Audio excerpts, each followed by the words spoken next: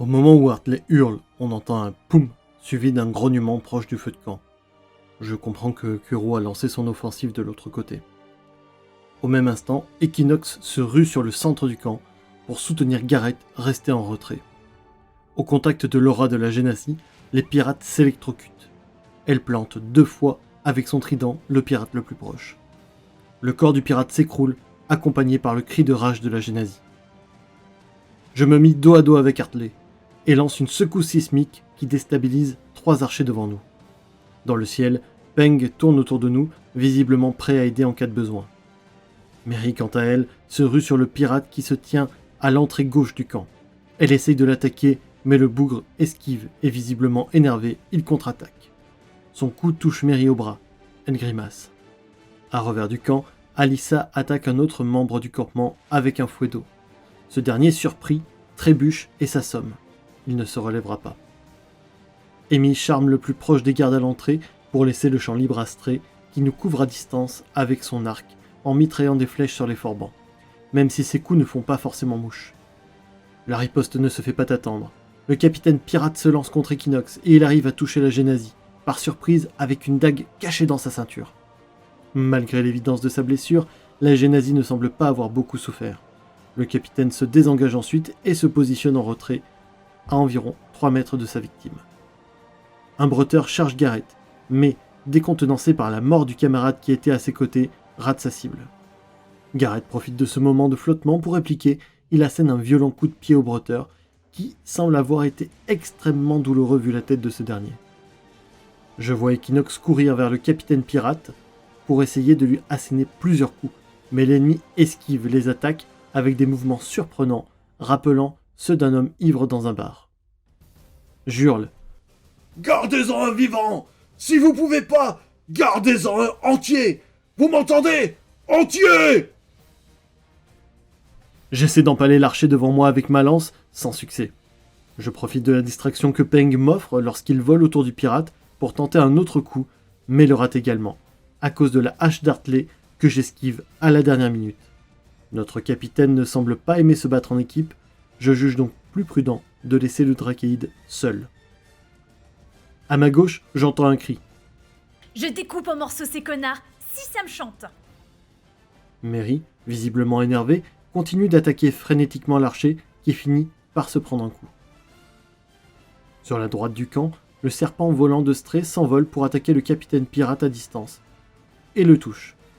Stray continue d'harceler les archers à l'entrée du camp, mais semble être gêné par le vent. À côté de moi, l'archer toujours en prise avec Mary la touche et tente de se positionner de manière plus avantageuse. Mary tente de profiter de cette ouverture pour asséner un coup, mais rate encore une fois sa cible avant de cracher au sol de dépit.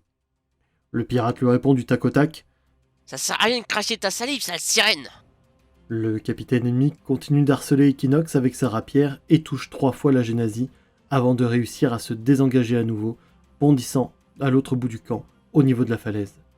Equinox insulte le couard de cornichon de mer pendant que Gareth la rejoint après avoir laissé son adversaire pour mort.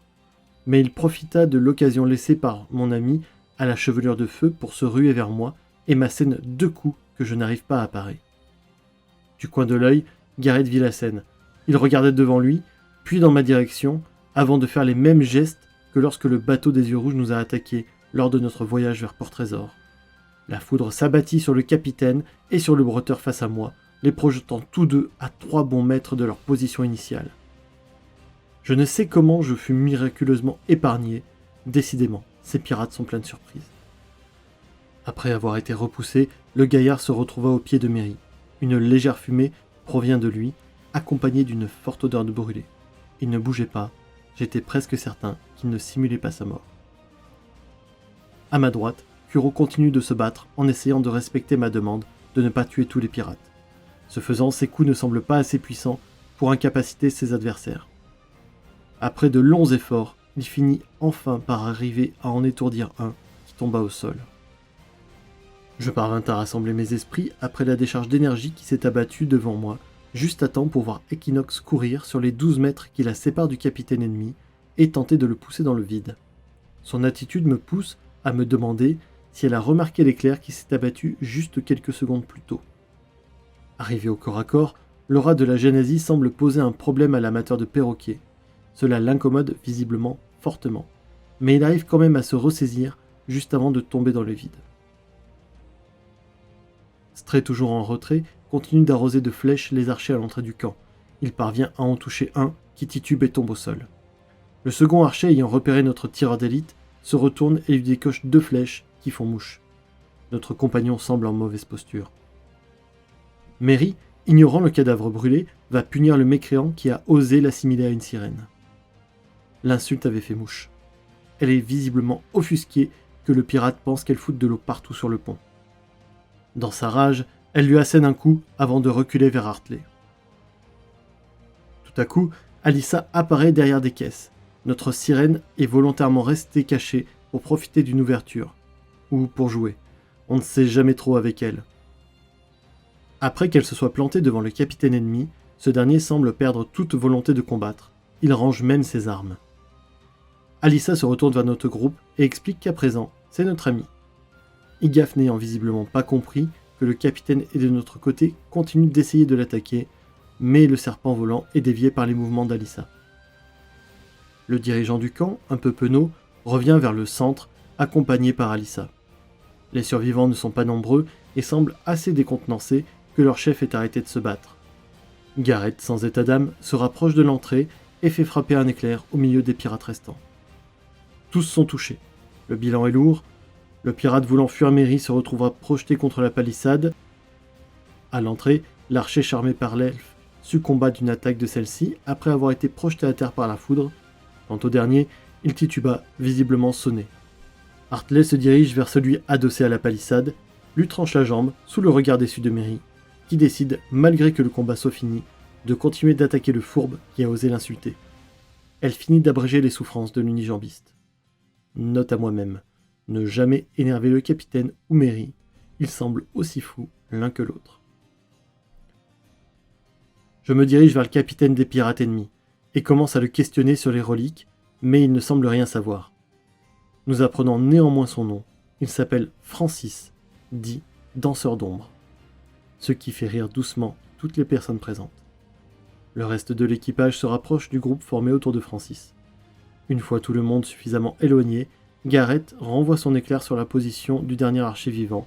Le claque sonore signale la fin du combat. Le pirate roux, soutenu par Kuro, décide de subtiliser l'amulette de Francis, argumentant que c'est en gage d'amitié, avant de continuer de lui poser des questions. Francis explique qu'ils sont là depuis 3 semaines et que les autres capitaines pirates ne sont plus ici depuis qu'ils sont arrivés. Rien de ce qu'il nous raconte n'est intéressant, à croire qu'il ne sait même pas pourquoi on l'a envoyé garder cette zone. Je m'approche de la porte des ruines, constatant que la porte est fermée, et je demande à notre nouvel ami comment on fait pour rentrer. Il me répond simplement « pousse la porte ». Cela déclenche l'hilarité dans le reste de notre équipage qui essaye de le cacher. J'entends Francis demander si je suis nouveau. La discussion s'engage entre l'équipage et le danseur, suffisamment bas pour que je n'entende pas ce qu'ils disent. Je décide de les ignorer et de franchir la porte. Stray décide de m'emboîter le pas en disant « Un chef se fait pour cheffer. S'il est pas venu depuis 3 semaines, c'est qu'il les a abandonnés. » Nous voyons nous enfoncer à travers l'ouverture dans la montagne, la quasi-totalité de la troupe nous rejoint, le pirate rescapé et Francis inclus. Hartley et Amy préfèrent cependant rester en retrait, au cas où.